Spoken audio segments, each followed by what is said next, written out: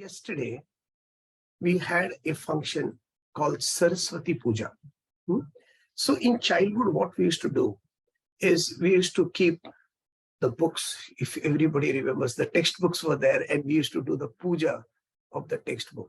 The idea is to pray for Goddess Saraswati. So every school, at least in India, I am sure, they have, if not a statue, a photograph of Ma Saraswati.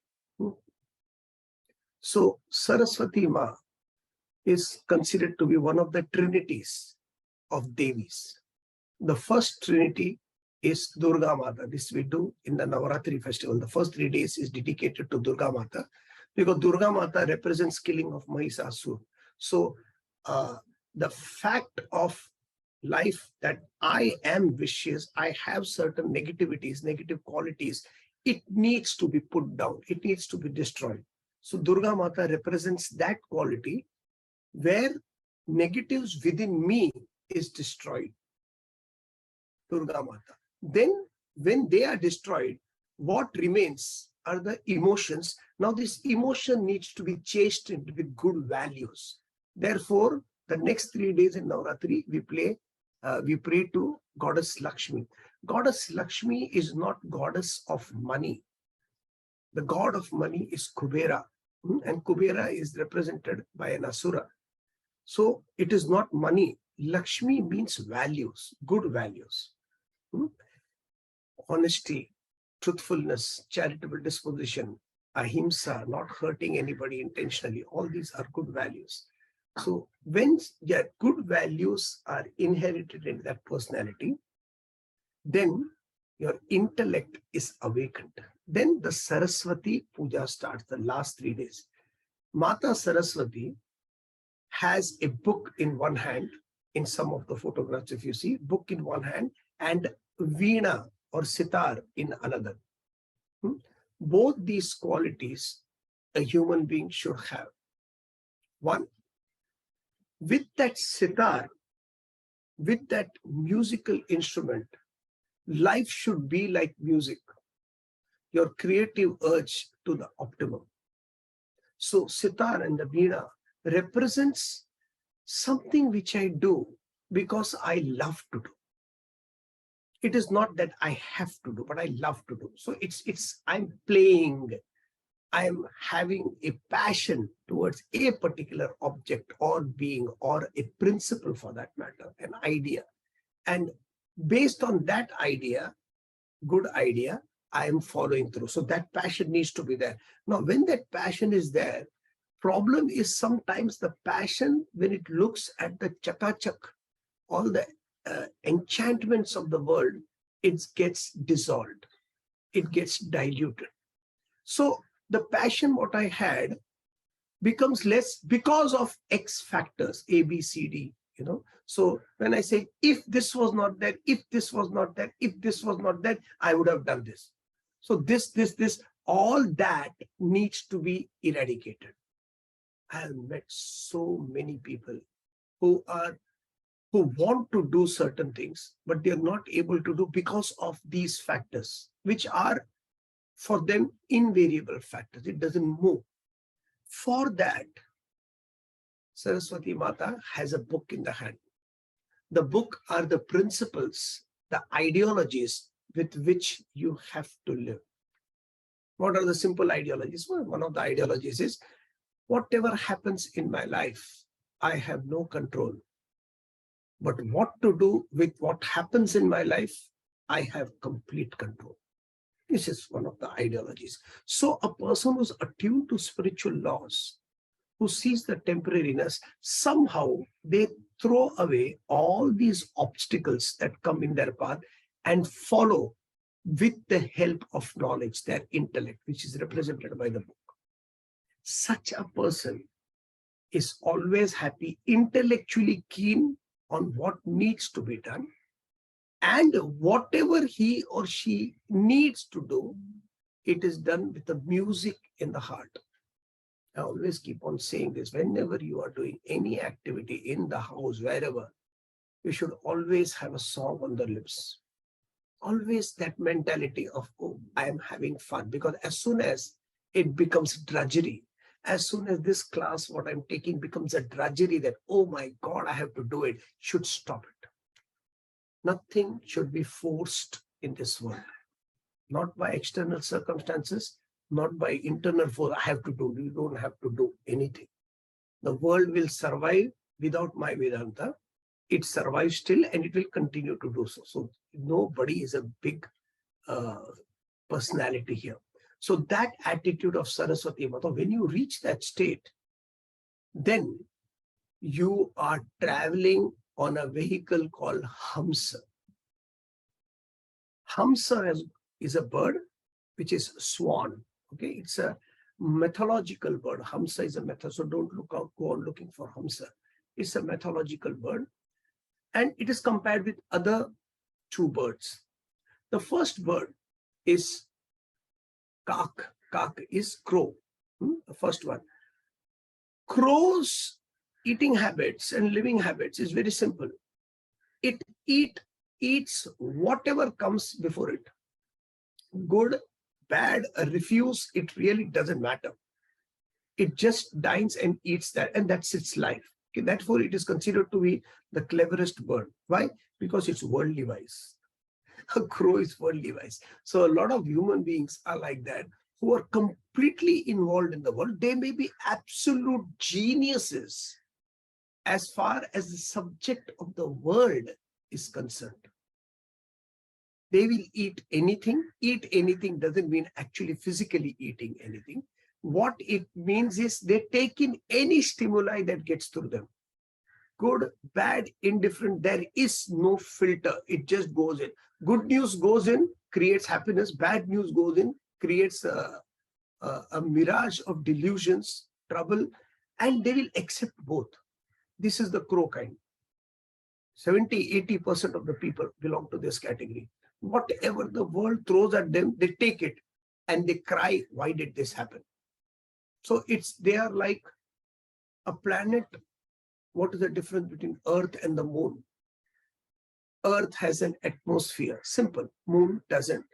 So each and every small stone hurled at Earth, 90 to 95% of that material gets burnt away and hardly anything comes down. So our atmosphere saves us. In the moon, there is no covering. So each and every stone, a small pebble hurled from space, which will come, you don't have any control over that hurling, creates a crater there. So this becomes the nature of the person. Anything that is thrown to them, they get agitated. There is no atmosphere, there is no knowledge to burn it away. This is the first category, the crow category. Second category, those who have understood that, okay, crow is like this, they are supposed to eat anything. I am going to live a pure life. I want to become a good person, a spiritual person. But in that good person and spiritual person, my attitude in life, my feelings in life is yet entangled with the world. I have one eye on the worldly glories. It's like a crane, the second example given. A crane is completely white in color. It perhaps stands on one leg, like a sannyasi. There is an asana in yoga. So he stands on one leg with eyes closed. So from far you look at them, they are so quiet, peaceful and serene. They're just standing in water. It looks like they're chanting Om Namo Bhagavate Vasudevaya, Prahlad's mantra, closing the eyes, but their eyes are down. And what are they looking at? They're looking at all the fishes. Which one? Which one should I pluck? Which one should I eat? So the focus of all that gait, all that mannerism, all that attitude of becoming a perfect person is only to take from the world. So for such people, they may dress, Bhajagovindam puts it beautifully, Jatilo Mundi Lunchita Keshaha, Kasha Yambara Bahukrita Vesha. Either the person has shaved his head, saying that, no, I have no vasanas because hair represents vasanas, or they have long hair, saying that my hair represents wisdom, therefore hair is long. Jatilo Mundi Lunchita Keshaha, hair removed or long hair, kasha yambara bahukrita vesha, wearing the ochre robes. Ochre robe means any robe which is told to be spiritual. For practical sakes, this what I'm wearing now, kurta and dhoti, is a robe. Okay, so kasha, anybody who wears a robe, kasha yambara bahukrita vesha, different groups, different forms they take. Pashyanna pichana pashyati mudo, even though he is seeing the reality, experiencing every day the changes of the world. Not only seeing, teaching perhaps the reality of what is real and what is unreal, studying the content every day. Hudara nimittam bahukrita vesha. All these differences are only for the sake of the stomach.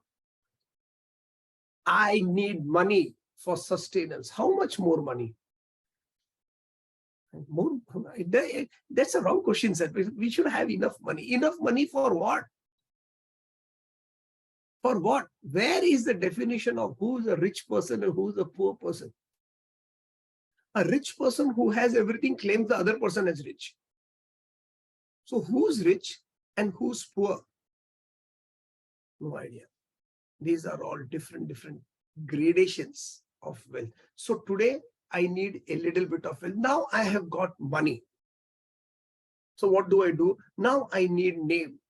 My name should be there. I need fame. What name, fame, power, position in the society which eventually today, tomorrow, 20 years or 100 years afterwards, I am going to leave it behind.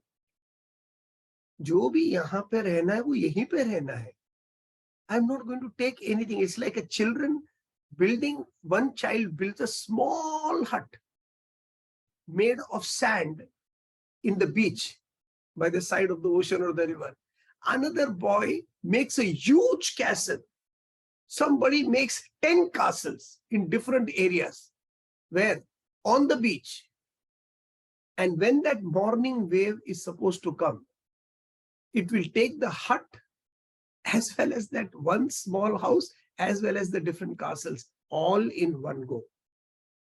But still they have the vision that this is the crane attitude.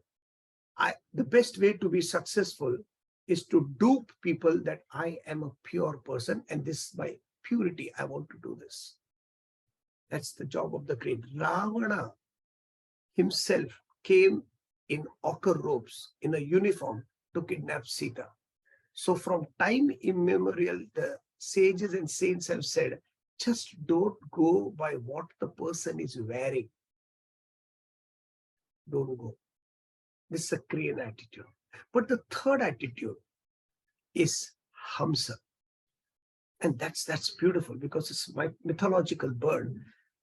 Hamsa, it is said, has the capacity to differentiate between a combination of milk and water. So if you offer a combination of milk and water to Hamsa, it is said that the Hamsa leaves the water behind and drinks only the milk. There is this person. There are nahi ho sakta. They are not the majority. Okay. There is this individual, this person, whose intellect is so clear and sharp that whatever is required from the world, he or she takes it. The rest, they throw away. They don't listen to everything. They have a manner, so they may be sitting in social occasions, but they have this beautiful tendency to shut off. You know what is the meaning of shutting off? I don't know how many people are watching this video at present, but while you are watching, how many of you have experienced this shut off where you're looking at me and the mind is blank and you're thinking something else, but you're looking at me. I get a lot of these students in my classes also. They look at me. So I keep on moving this way, so that you keep on focusing on what I'm doing. This attitude, shutting off. So this person, a spiritual person, shuts off the world. while his eyes are open. Just keeps on looking. And you know what happened? Nothing is important for them. They never lose their center of gravity towards the higher. They are fully based, earth grounded in what they know is right. Such a person is a Hamsa, Swan. Therefore, the title of Paramahamsa, Ramakrishna Paramahamsa, the best amongst those Hamsas. Because their mind, Ramakrishna says, beautifully example it is, therefore I'm repeating it. A spiritual student's mind should be like a blast furnace. It should be like a blast furnace. Whatever happens, whatever you put inside the furnace, all the garbage, kachara, will be destroyed. And only purity will sustain. Only purity. Similarly, whatever happens, whatever stimuli comes into this spiritual person, they negate on top only. I don't need to listen. So they are focused on that, and they are focused on what they are supposed to do in life, their job. That's it. When you become a Paramahamsa like this, like the Swan, your understanding of life changes like Saraswati Mata. A complete command with your mind full of music and dance, passion, enjoyment, guided by the book, the great Shastras. So when you focus from that point of view, they say Saraswati Puja is the most important puja. Because when you pray to the book represents the highest order. And those books are represented by our Bhagavad Gita, the Upanishads, or the Vedas for that matter. When you have this kind of a tendency, you become a person who's sattvic by nature.